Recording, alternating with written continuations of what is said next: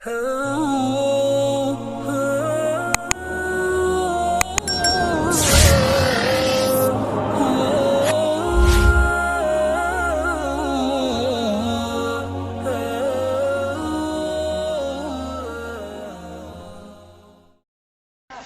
ngelihat bapak ini muka-muka penuh harapan, nggak bisa ngelihat tenda, ngelihat wah pelaminan gawaan gemeter aja. Saya ngelihat muka-muka bapak ini, ya Allah kesian benar. Tenang Pak, tenang. Bu, boleh? Bodoh amat nih Pak, mau masuk surga kayak mau kagak. Kumaha aing bae. Saya ngerti bahasa Sunda cuman begitu-gitunya aja. Bu, jangan marah ya. Jangan marah. Karena itu hadis, ini dalam syariat. Kita ngomong agama bukan nih. Ngomongin agama, kita bukan hawa nafsu.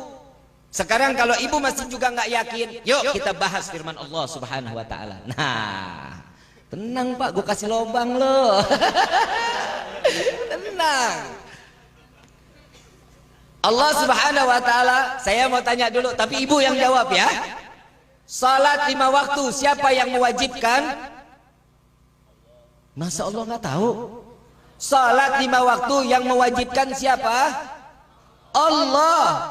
Jika tidak melakukan hukumannya dosa besar. Zakat hukumnya apa? Wajib. Yang perintahin Allah. Jika tidak melakukan zakat, dosa besar. Puasa bulan Ramadan, siapa yang mewajibkan? Yang perintahin. Kalau nggak puasa bulan Ramadan, dosa besar. Nggak ada dosa doang, nggak ada dosa besar. Kenapa? Karena itu adalah suatu prinsip di dalam Islam. Faham? Pergi haji hukumnya apa? Bagi yang mampu. Kalau nggak melakukan, Nabi menegaskan mereka yang memiliki harta, uang, setiapnya punya kemampuan, tapi tidak ingin melaksanakan haji, kata Nabi SAW, tinggal pilih mau mati secara Yahudi apa Nasrani. Betul apa enggak? Berarti hukumnya wajib. Jika tidak melakukan, dosa besar. Paham ya? Sudah paham sampai sini? Nikah 2 boleh apa enggak? 3, 4, 5, enggak, 4 doang. Maruk loh. Boleh, boleh, boleh. Bib hari kan ada 7, koplak nih namanya nih, dengkul nih copot. Kayak yang subur. Hari 7 bini 9, 2 buat apa? Serep Bib. Saya ketemu sama yang subur, rumahnya alhamdulillah nggak jauh di Jakarta sama saya. Yang, ya Allah yang udah peot. Mana bininya cakep-cakep banget lagi Pak, Masya Allah. Kenapa mau sama yang subur? Yahudi. Kenapa sih? Berarti 2 boleh ya, 3 boleh ya, 4 boleh ya. Siapa yang perintahin? Siapa yang membolehkan? Urusan ibu apa nggak ngebolehin? Emang ibu jauh lebih mulia dari Allah? Wah besok nih Habib kayaknya gue nggak undang lagi nih.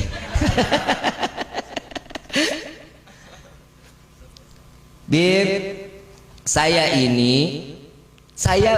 pengen ngizinin suami saya nikah lagi, tapi sakitnya Bib, ya Allah Bib, saya nggak bisa dimadu Bib. Kalau gitu digula. Ini Iman kayaknya lagi cari ancang-ancang nih Iman nih. Ini kayaknya pelaminan pertama 3 bulan, pelaminan kedua. Kenapa sih yang setiap perempuan ini nggak terima kalau suaminya nikah lagi? Kenapa? Karena jaminannya surga. Syaitan akan membisikkan, nggak boleh, jangan, woi enak aja, ntar dibagi 2 rezeki lo kurang, ntar uang make up lo berkurang, uang dandanan lo, uang semuanya berkurang. Cintanya ntar dibagi, dia lebih cinta sama yang kedua karenanya lebih semok. Kan begitu. Tuh ibu udah dia ngomong bahaya. Tapi apa diteruskan oleh Allah Subhanahu wa taala di dalam firman-Nya? Jika satu mencukupi, kata Allah, di dalam syariat, di dalam ketentuan hak kepada laki-laki, nggak boleh. Cukup satu. Alhamdulillah. Lega napas bib. Tuh Pak, denger tuh Pak tuh.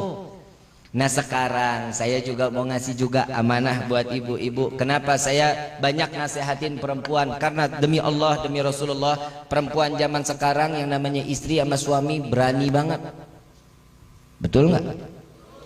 Melotot sama suami, pulang telat dikit ngoceh sampai subuh.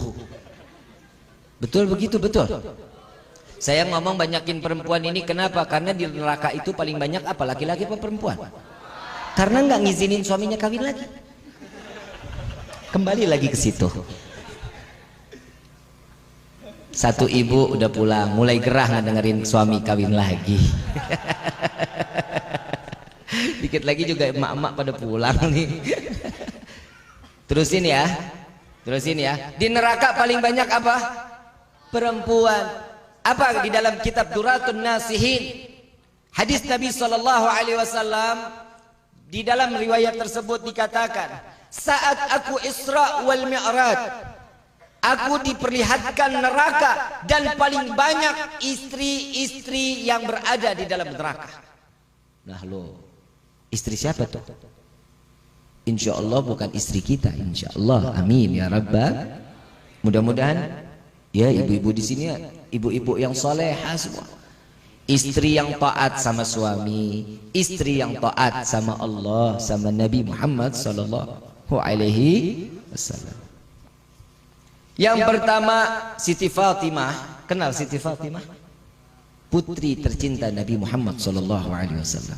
Bertanya, ya Rasulullah, wahai ayahku, apa yang membuat perempuan-perempuan atau istri daripada suami mereka itu ada di dalam neraka? Yang pertama, ada yang diikat daripada embun-embunannya, diikat, ditarik oleh malaikat sampai otaknya berceceran. Dan yang kedua, ada yang terikat daripada payudaranya. Ada pula yang memakan daripada jasadnya sendiri.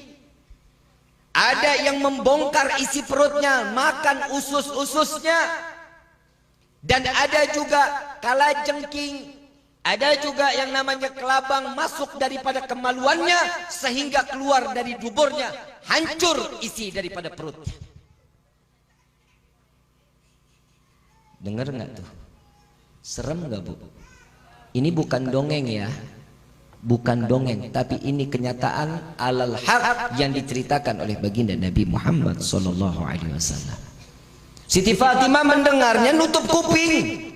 Siti Fatimah menutup kupingnya sambil menggelengkan kepalanya, nggak sanggup dengarnya. Khawatir dirinya yang akan mendapatkan siksaan tersebut. Sedangkan Siti Fatimah Al-Batul Az-Zahra yang tersucikan dan yang teraman daripada siksa api neraka, masih menangis mendengar suara perempuan seperti itu. Sampai saat itu Siti Fatimah bertanya lagi, ya Rasulullah, tidak tahan aku mendengar daripada ceritamu ini. Aku ingin mendengar apa dosa daripada istri tersebut yang mereka ditarik daripada rambutnya sampai ke ubun-ubunnya, sampai tercecer otaknya. Mereka yang sampai mati tidak menutup auratnya. Dan yang kedua, yang menggantungkan daripada payudaranya, mereka yang mengumbar jasad atau badannya untuk dilihat daripada laki-laki yang bukan mahramnya. Yang ketiga, mereka yang memakan daripada daging-daging jasad sendiri karena mereka adalah seorang wanita yang demen berhias untuk dipandang untuk orang lain, bukan untuk menyenangkan suaminya. Yang keempat, kata Nabi, kemaluannya dimasukkan daripada kalajengking dan daripada binatang-binatang yang sangat beracun masuk ke daripada alat kelaminnya keluar sampai duburnya sehingga digerogoti daripada isi perutnya, mereka yang tidak menjaga kemaluannya. Yang kelima, mereka yang membuka daripada isi perutnya, memakan makanannya daripada isi perutnya sendiri, mereka yang menceritakan kejelekan suaminya.